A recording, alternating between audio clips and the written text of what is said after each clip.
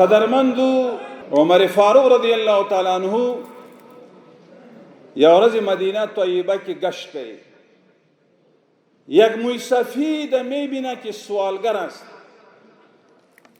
و پرسان میکنه که چرا سوال میکنی، چرا گدایی میکنی.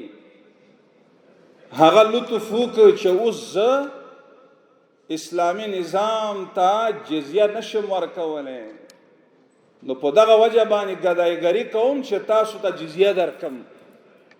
عمر رضی الله تعالی عنہ مبارک سبا د کابینه مجلس غواړي او په ماده کې ترمیم راولي او فرمایي چې شپېته کلن غیر مسلمي د هغې نه آینده دپاره به جزیه مسلمانان به نه اخلي. زمونږ او ستاسې دین دا د همدردي دین ده، دا د اخوت او د صلې رحمي دین ده. که مسلم یا که غیر مسلمی دا غی عزت عفت ابرو دا بخواندی و محفوظ بئی. بلن اکڑی د خیر مگر بندیس کوي د شر، امر بالمعروف و نهی عن المنکر.